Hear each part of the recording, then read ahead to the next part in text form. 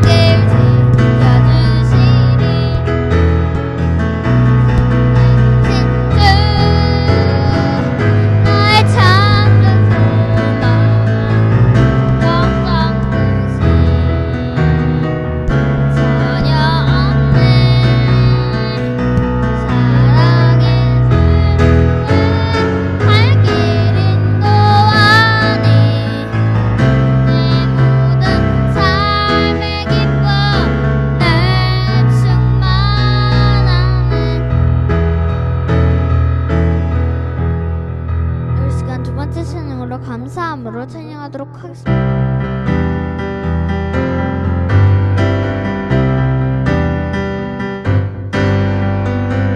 여호와를 즐거이 불러 기쁨으로 나가리. 여호와 하나님은 주의 백성 기르시는 양이라.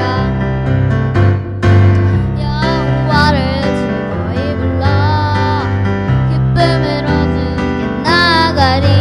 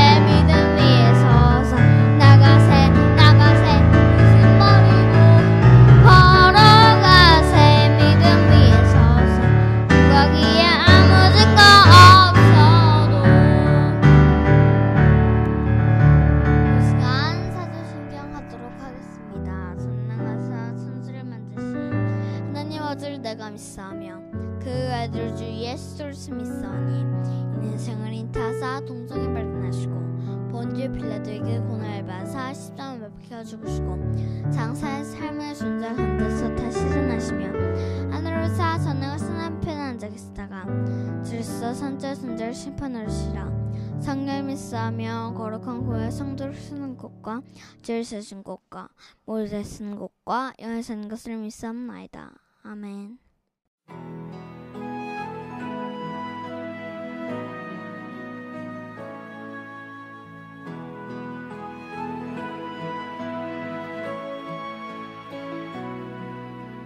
오늘도 베델 장막 저녁 예배 시작하도록 하겠습니다. 기도하겠습니다. 하나님 아버지 감사합니다. 오늘 하루도 참 주님의 은혜 가운데 살아갑니다. 주님 우리의 삶을 늘 지켜주시고 인도해 주시고 선한 목자가 되어주셔서 감사합니다. 오늘 우리 윤설이가 찬양했던 것처럼 여호와를 우리가 즐거이 불러 기쁨으로 주님을 찬양하며 이 시간 예배로 나가기를 원합니다. 주님 우리가 감사함으로 주님 앞에 나아가는 우리 사랑하는 베델 가족들 될 수 있도록 인도하여 주시옵소서. 오늘 이 시간 말씀을 통해 우리의 심령이 하나님 안에 위로를 받게 하시고 세움을 얻게 하시고 말씀을 통한 하나님의 능력을 경험할 수 있는 복된 시간이 되게 하여 주시옵소서. 예수님의 이름으로 기도하였습니다. 아멘. 할렐루야. 우리가 이처럼 믿음으로 살아가는 삶을 하루하루 이렇게 살아가고 있습니다. 저희도 뉴질랜드에서 정말 하나님 한 분만을 바라보면서 믿음으로 살아가고 있잖아요. 여러분들도 힘내시고 하나님 한 분만을 의지하면서 믿음으로 살아가면 하나님은 반드시 저 여러분의 삶을 복된 길로 인도해 주실 것을 믿습니다. 오늘은 요한복음 이제 수가성의 여인 결론입니다. 요한복음 4장 39절에서 42절 말씀 함께 보도록 하겠습니다. 여자의 말이 내가 행한 모든 것을 그가 내게 말하였다 증언하므로 그 동네 중에 많은 사마리아인이 예수를 믿는지라. 사마리아인들이 예수께 와서 자기들과 함께 유하시기를 청하니 거기서 이틀을 유하심에 예수의 말씀으로 말미암아 믿는 자가 더욱 많아 그 여자에게 말하되 이제 우리가 믿는 것은 내 말로 인함이 아니니 이는 우리가 친히 듣고 그가 참으로 세상의 구주인 줄 알미라 하였더라. 아멘. 살아계신 하나님 말씀입니다. 드디어 오늘 수가성의 여인의 이야기의 이제 결론입니다. 이 결론은요 놀라운 부흥의 역사로 끝나고 있는 것을 우리가 보게 되죠. 한 가련한 인생을 살았던 여인으로부터 시작됐던 이 사마리아 성의 이 사건은요 놀라운 부흥의 역사로 결론을 맺고 있습니다. 얼마나 기뻤을까요? 그 사마리아 성에 있는 사람들에게 소망이 되시는 주님이 직접 찾아가셔서 주님의 말씀을 직접 듣고 그들이 변화가 됐다는 것이죠. 여러분 천국에 가게 되면 우리가 뭐 하겠습니까? 천국에 가게 되면 우리가 항상 하는 게요 하나님 찬양하고 예배하는 거예요. 근데 그 예배하실 때 말씀을 전하시는 분이 누구시겠어요? 예수님이 항상 말씀을 전하시겠죠. 왜? 말씀 자체이신 분이시기 때문에. 하나님께서 우리에게 말씀해 주시고 우리는 그 주님의 말씀을 들으면서 우리의 믿음이 더욱더 하나님 앞에 영광을 돌릴 수 있는 그러한 천국의 예배, 그 예배를 우리는 꿈꾸면서 나가지 않겠습니까? 이 사마리아 여인들은 지금 그러한 주님의 말씀을 듣는 놀라운 예배를, 천국을 맛보는 그런 예배를 드리고 있다는 것이죠. 너무나 부럽습니다. 여러분은 안 부럽습니까? 그런 가운데서 이 여인은 예수님의 말씀을 듣고 물동이를 버려두고 이 원어에서는 던져버렸다고 그랬어요. 그냥 자기가 가져온 물동이를 던져버리고 동네로 들어가서 사람들에게 복음을 전하자 많은 사람들이 계속해서 주님께 나와 복음을 듣고 이 변화를 받게 되는 것을 보게 됩니다. 39절 말씀입니다. 여자의 말이 내가 행한 모든 것을 그가 내게 말하였다 증언하므로 그 동네 중에 많은 사마리아인들이 예수를 믿은지라. 한 여인의 체험에 근거한 이 복음이 얼마나 놀라운 역사를 이뤄내는지를 우리는 보게 되죠. 그녀는 누가 시킨 것도 아니었습니다. 사람들을 찾아가서 예수님이 하신 일들을 그냥 이야기했던 것뿐이에요. 여기서 우리는 한 가지 중요한 사실을 발견하게 됩니다. 예수에 관한 계속적인 증거가 사람들에게 믿음의 동기를 부여해 주었다는 것이죠. 사람들은 이 여인의 말도 말이거니와 여인에게 나타난 변화를 보면서 분명하게 예수님은 일반인과 다르다, 이 범인이 아니라는 사실을 믿음을 가지게 됐다는 것입니다. 여러분, 그래요. 우리가 복음을 증거할 때 단순하게 지식적인 말씀을 전하는 것은요, 별로 효과가 없어요. 근데 내가 정말 예수님을 만나고 예수님을 말씀을 듣고 내가 변화된 나의 삶으로 그 사람들을 보여주게 될 때 그들에게는 믿음에 대한 동기가 촉발되게 된다는 것입니다. 이 여인도 마찬가지. 이 여인이 그냥 예수님이 나에게 메시아를 내가 만났다 이렇게 말하는 것이 아니라 이 여인이 뭐라고 말합니까? 나의 모든 과거를 다 알고 계시는 그 주님께서 진정한 메시아로서 나에게 말씀하셨다는 거예요.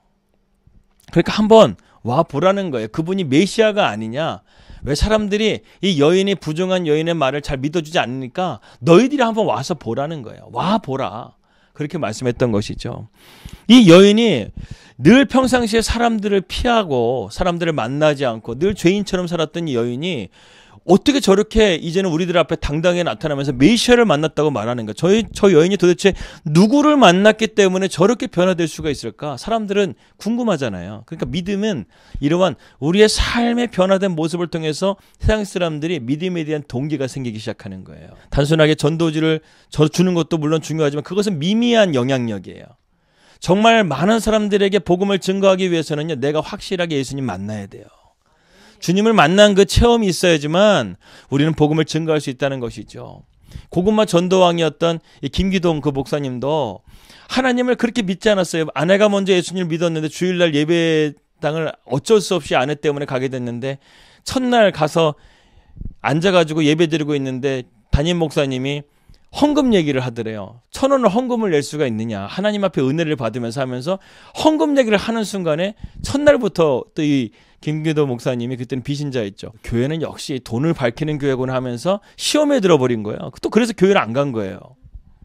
그런데 그분이 어느 날은 주일을 빼먹고 아내의 허락도 받지 않고 가족들을 데리고 무작정 여행을 간 거예요. 맨날 주일날이면 아내가 교회 가니까 아내를 교회 못 가게 하고 막 대판 싸운 다음에 아내를 옆에 앉혀버리고 가족들 데우고 이 동해를 가기 위해서 대관령을 넘어가는데 그 대관령 넘어가는 대관령인가 한계령인가 넘어가는 가운데서 이 반대편에 차가 졸음운전해가지고 역주행을 해가지고 부딪혀가지고 둘째 아이는 창문으로 튕겨나가고 첫 번째 아이는 딸인데 얼굴이 유리 파편이 완전히 막 해가지고 100 몇 번을 꼬매야 되고 아내도 거의 사경을 해먹고 막 그런 가운데서 그냥 처음 생각났던 게 뭐냐면 하나님, 아내가 믿었던 하나님 정말 살아계시다면 이번 한 번만 나 좀 살려주세요. 우리 가족들 살려주세요. 그렇게 하나님을 붙잡았더라는 거예요. 그렇게 하고 났는데 정말 기적적으로 가족들이 다 살아났어요. 딸은 얼굴에 성형을 했는데 120 몇 번을 꼬매야 되니까 얼마나 고통스럽습니까? 하지만 그래도 생명을 살았던 거예요. 둘째 아이도 살아난 거예요. 그래서 하나님 살아계신 거를 그때 경험하게 돼서 그때부터 이것이 그분의 간증이 돼가지고요. 내가 예수님 그렇게 핍박하고 믿지 않았던 내가 이 사건을 통해서 예수님 믿어가지고 정말 내가 이렇게 하나님 증거하고 있게 됐습니다 하면서 그분이 고구마 전도왕을 해가지고 수많은 사람들에게 복음 전도하는 그 도구가 되었다는 것이죠. 마치 이 여인처럼 이 사마리아 여인도 마찬가지입니다. 내가 예수님 만났는데 예수님 만남을 통해서 내가 내 안에 있었던 그동안에 있었던 모든 죄에 대해서 주님이 나를 죄사해 주신 거예요. 구원해 주신 거예요. 그 구원의 감격을 통해서 내가 변화되었다라는 것을 증거하면서 이 수가성에 있는 수많은 사람들에게 복음을 증거하면서 그들이 예수님을 그 예수님이 정말 어떤 분이신가 하면서 궁금해하면서 주님께 나왔다는 것이죠. 저와 여러분은 어떻습니까? 지금 여러분들에게는 정말 우리 주변에 있는 사람들에게 내가 믿는 예수님을 증거할 수 있고 그 경험과 체험과 내가 변화된 모습을 담대하게 전할 수가 있으십니까? 저는 당연히 우리 베델 가족들은 그러한 체험으로 증거가 있으신 줄 믿습니다. 그렇다고 한다면 그 받은 은혜를 우리가 하나님의 나라를 위해서 나누어야 돼요. 그것을 전해야 돼요. 그것이 하나님의 뜻을 온전히 이루는 믿음의 삶이 되는 줄 믿습니다. 세상에서 영혼을 구원하는 일만큼 중요한 일은 없어요. 오죽했으면 하나님 우리 아버지께서 자신의 독생자를 십자가에 죽기까지 하시면서 구원의 일을 이루셨겠습니까? 하나님은 오늘도 잃어버린 양을 찾고 계신다는 거예요. 주님의 그 열정을 보십시오. 99마리의 양이 있음에도 불구하고 한 마리의 양이 없어지자 그 양을 찾으러 가는 거예요. 그래서 어떤 성화를 보게 되면 하필이면 그 잃어버린 양이 절벽 가운데서 아슬아슬하게 지금 매달려 있는 거예요. 근데 그 목자가 되는 주님이 그 양을 잡기 위해서 손을 뻗고 있는 그 성화가 있어요. 아주 유명한 성화인데. 그래요. 주님은 잃어버린 한 영혼을 찾기 위해서 목숨까지 각오하시면서 우리를 찾아내시고 우리의 영혼을 구원해 주시는 참된 목자가 되시는 주님이신 것입니다. 그래서 주님은 십자가의 고통 중에서도요, 죽어가는 그 고통 속에서 함께 매달려 있던 강도의 회개를 받으시잖아요. 그 고통 가운데 그런 멘탈이 정말 대단하신 것 같아요. 정말 자기 자신도 몸 하나 추스리기 어려운 상황인데 그 강도의 회개의 기도를 들으시고 오늘 너와 내가 낙원에 함께 있으리라 하시면서 그 영혼까지를 구원해 주신 것.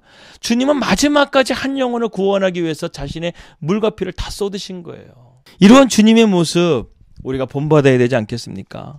마지막 죽는 그 순간까지 우리도 잃어버린 한 영혼을 구원하기 위해서, 아니 내가 죽는 한이 내 죽음을 통해서도 다른 사람들에게 이러한 하나님의 살아계심을 증거할 수 있는 그런 저와 여러분들이 되시기를 주님의 이름으로 축복합니다. 여러분, 예수님께서는 우리의 좋은 선한 목자가 되십니다. 좋은 목자는요, 자기의 양을 안다고 그랬어요.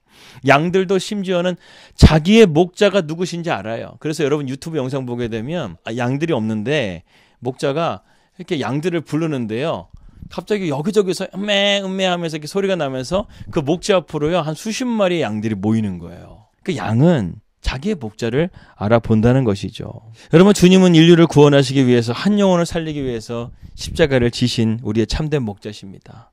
사람들의 조롱과 핍박에도 주님은 흔들리지 않고요, 잃어버린 영혼을 구원하시기 위해서 그 믿음의 길을 끝까지 걸어가셨다는 것이죠. 40절과 41절 말씀입니다.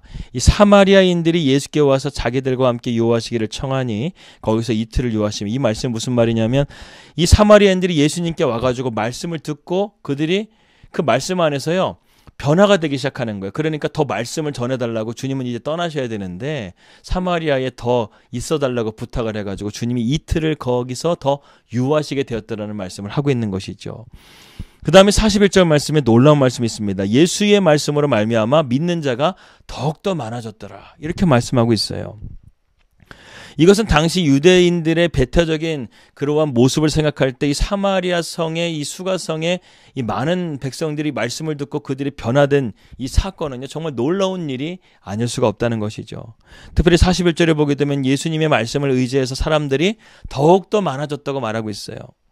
처음에 그들은 수가성의 여인의 증거 때문에 믿게 되었지만 이제 그들은요 주님의 말씀을 들으면서 마치 스펀지가 물을 이렇게 빨아들이듯이 주님의 말씀을 그들이 흡수하기 시작하니까요, 그들이 믿음을 가지게 된 것이죠. 그러니까 말씀을 더욱더 듣고 싶어하는 거예요. 여러분, 우리가 믿음을 가졌다는 증거가 무엇일까요? 하나님의 말씀을 사모하는 마음을 가지게 되는 거예요. 예배를 사모하고 기도를 사모하고 주님과의 이 교제의 만남, 이 만남을 사모하며 나아가는 것이요 믿음의 증거예요. 정말 이들이 주님의 말씀을 더 듣기 위해서 주님을 청하였다는 것이에요. 주님, 우리에게 더 말씀을 들려주세요. 주님의 그 말씀을 더 듣고 싶어요. 그렇게 말하면서 주님에게 이렇게 청하였다는 것은요, 그들 마음에 이미 믿음이 생겼고 그 믿음을 통해서 하나님의 말씀을 사모하는 마음을 가지게 되었다는 것이죠. 이처럼 주님의 말씀 속에는요, 사람들을 변화시키는 능력이 있는 거예요. 그래서 히브리서 기자는 4장 12절에서 이렇게 말하죠. 하나님의 말씀은 살았고 운동력이 있어 자위의 어떤 날선 검보다도 예리하여, 이렇게 말씀하죠. 말씀을 들을 때요, 사람들의 마음이 찔림을 받게 하고 회개하게 만들고 우리를 변화시키는 이 놀라운 말씀이 바로 주님께서 우리에게 주시는 하나님의 말씀이라는 것입니다. 베드로는요, 말주변이 정말 없었던 사람이었어요. 어부 출신인데 말이 거친 말이겠죠. 그런데 그가 오순절에 성령을 받고 나서 그의 복음을 통해서 하루에 3,000명, 5,000명씩 복음을 듣고 변화가 됐어요. 그의 언변이 뛰어나서가 아니었어요. 그가 전한 메시지는 주님의 말씀을 선포했기 때문에 변화가 된 거예요. 따라서 부흥의 진정한 원동력은요, 바로 주님의 말씀이 있어요. 그러므로 우리가 진정한 부흥이 일어나길 원한다고 한다면 먼저 말씀에 대한 무브먼트, 말씀에 대한 부흥이 일어나야 돼요. 말씀 운동이 일어나야 된다는 것입니다. 이 부흥이라는 것을 지금 사마리아 성을 통해서 우리가 보게 되죠. 부흥이라는 뜻은 여러분 무엇을 의미하는 것일까요? 부흥이라는 것은 사람들의 숫자가 많이 모이는 것을 의미하는 게 아니에요. 부흥은 그 기본적인 의미는 회복이에요. 무엇을 회복하는 것일까요? 인간을 본래의 모습으로 돌아가게 하는 회복을 말하는 거예요. 그렇다고 한다면 우리의 본래의 모습은 무엇일까요? 바로 하나님의 형상, 하나님의 형상대로 우리가 닮아가는 것, 하나님의 형상으로 지음받은 우리의 모습이죠. 하나님의 형상을 지음받은 우리의 삶은 어떤 삶이어야 되는 거예요? 하나님의 말씀을 붙드는 삶이 되는 거예요. 하나님의 교통을 회복하고 그분의 말씀 가운데 순종하고 믿음으로 살아가는 것, 이것이 바로 하나님의 지음받은 자녀로서 우리가 살아가야 될 하나님의 형상의 모습이라는 것이죠. 그런데 오직 주님의 말씀만이 이것을 우리로 가능케 한다는 사실입니다. 그래서 우리가 말씀과 멀어지게 되면 신앙에 심각한 문제가 생기기 시작해요. 주의 말씀이 힘을 잃게 되면 위기가 찾아오게 됩니다. 하지만 반대로 우리가 주님의 말씀을 회복하고 말씀 안에서 견고해지게 되면 우리는 살아나게 되고요. 일어서게 되고요. 참된 기쁨과 소망과 변화된 삶으로 나아갈 수가 있게 된다는 것이죠. 그리고 그러한 변화는 주님을 증거하는 놀라운 복음의 도구로서 사용되어집니다. 그래서 시편 19편 7절 말씀, 여호와의 말씀은 완전하여 영혼을 소성케 한다. 이게 부흥이라는 거예요. 여호와의 증거는 확실하여 우둔한 자로 지혜롭게 한다. 지금 이렇게 말씀하고 있습니다. 아무튼 우리가 말씀을 든든하게 세워져서 주님의 놀라우신 은혜를 증거할 수 있는 저와 여러분들이 되시기를 주님의 이름으로 기도합니다. 마지막 42절입니다. 그 여자에게 말하되 이제 우리가 믿는 것은 내 말로 인함이 아니니 이는 우리가 친히 듣고 그가 참으로 세상의 구주인 줄 알미라 했더라. 주님은 계속해서 사마리아 성을 떠나기 전까지 말씀으로 든든하게 세우시는 것을 보게 됩니다. 이 42절을 보게 되면 예수님을 만난 사람들의 놀라운 증거가 하나 나오는데 어떤 고백이냐면 그들이 뭐라고 말하냐면 지금 수가성의 여인의 증거 때문에 내가 예수님을 믿는 믿음이 아니라 이제는 우리가 주님의 말씀을 듣고 난 후에 진짜 믿음을 가지게 되었다고 고백하고 있어요. 다시 한번 42절 말씀 볼까요? 그 여자에게 말하되 이제 우리가 믿는 것은 너의 말을 인함이 아니라 이는 우리가 친히 듣고 주님의 말씀을 친히 듣고 그가 참으로 세상의 구주인지를 알미라 하였더라. 이렇게 말씀하고 있는 거예요. 처음에 그 사람들이 이 여자의 말을 듣고 예수님께 나왔었을 때는 간접적인 어떤 믿음의 동기였던 거예요. 그런데 자기의 발로 와서 주님의 말씀을 듣고 그들이 변화되게 된 것은 지금 그들이 주님의 말씀을 들었기 때문에 변화가 되었다는 것이죠. 직접 들었기 때문에. 그래서 그들은 예수님을 알게 되었다는 것입니다. 여러분, 초대교회가요, 든든하게 설 수 있었던 비결은 그들이 바로 성경적인 신앙이었기 때문에 든든하게 서갈 수가 있었다는 거예요. 사도행전 2장 42절 말씀 보게 되면 그들이 날마다 성전에 모여서 사도들의 가르침을 받았다라고 기록하고 있습니다. 사도들이 그들에게 무엇을 가르쳤을까요?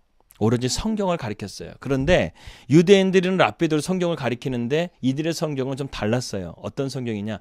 유대인들의 랍비와 유대인들은 주님이 없는 성경을 가르쳤어요. 그러나 이 사도들은 그들이 체험하고 경험하고 그들이 직접 들었던 주님의 그 말씀을 증거했기 때문에 이 초대교회는 든든하게 믿음으로써 서갈 수가 있었다는 것입니다. 여러분, 지독한 박해와 핍박에도 초대교회는 그들의 믿음을 끝까지 지킬 수 있었던 것은 그들의 신앙의 말씀 안에서 견고해졌기 때문에 가능했던 일이었어요.